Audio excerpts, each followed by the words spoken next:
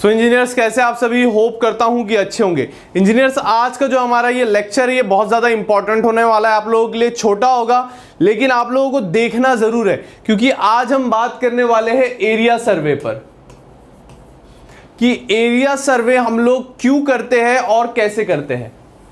अब इससे ज़्यादा इंपॉर्टेंट क्या चीज़ है कि हम लोग एरिया सर्वे जो है इसके बाद वाले लेक्चर में आप लोग साइट के ऊपर कर तो लोगे, देख लोगे, मैंने परफॉर्म करके बताया है, लेकिन इसका यूज़ कैसे करना है और इसे हमें करना क्यों पड़ता है ये मैं अभी आप लोगों को बताने वाला हूँ।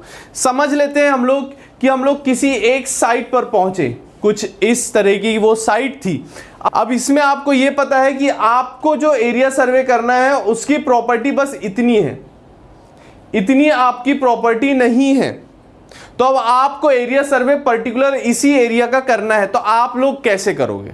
आप लोग सिंपली काम ये करोगे कि टोटल स्टेशन को यहां पर सेट कर दोगे और उसके बाद मैंने जैसे सबसे पहले आप लोगों को बताया कि एक बीएसएस का पॉइंट लोगे, एक नॉर्थिंग का लोगे, ठीक है। नॉर्थिंग के बाद अब आप लोग एरिया सर्वे शुरू कर दोगे। अब आप लोग यहां पर एक पॉइंट लोगे, यहां पर एक पॉइंट लोगे, यहां पर एक, यहां पर एक, यहां पर एक, यहां पर एक, यहां पर एक, यहां पर एक, यहां पर एक और यहां पर एक।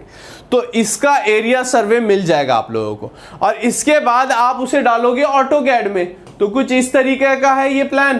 तो ये प्लान निकल के आ जाएगा आप लोगों का ऑटोकैड में।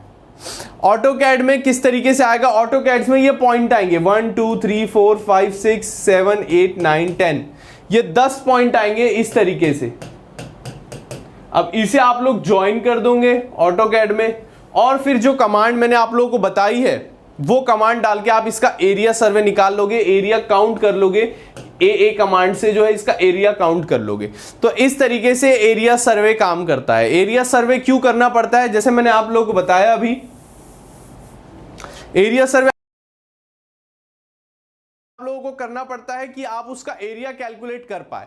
अब एरिया कैलकुलेट करने के बाद दूसरा यूज क्या होता है इसका, समझ लेते हैं कि ये आपने एरिया सर्वे करके लेके आया है और ये प्रॉपर्टी आप लोगों ने ऑटोकैड में डाली। अब क्लाइंट ने बोला है कि आपको जो है वो उस प्रॉपर्टी के ऊपर क्लाइंट ने बोला है कि 2 BHK का प्लान बनाना है। तो आप लोग सिंपली क्या कर सकते हो, इसी प्रॉपर्टी के अंदर बनाना है। आप लोगों को पता है कि नॉर्थ कहां पर है, आप लोगों ने ले लिया था नॉर्थ, मैंने आप लोगों को बोला था नॉर्थ लेने, उसके अकॉर्डिंग आप लोग ड्राइंग सेट कर लोगे, आगे आएगा। फिर उसके बाद आप लोग यहां पर प्लानिंग शुरू करोगे कुछ इस तरीके से। ये प्रॉपर्टी है, ये प्रॉपर्टी थी, यहां मेन गेट बना दोगे, ठीक है। यहां पे कुछ इस तरीके से आप लोग इसमें प्लानिंग कर दोगे, यहां पर पोर्च आ जाएगा या जैसी भी प्लानिंग कर सकते हो। अब इसका आप लोगों को स्टेक आउट करना है, तो वही सिंपल प्रोसेस, यहां पर आप लोग टोटल स्टेशन पुट करोगे और स्टेक आउट की मार्किंग शुरू कर दोगे। तो इसलिए जो है वो एरिया सर्वे इंपॉर्टेंट है।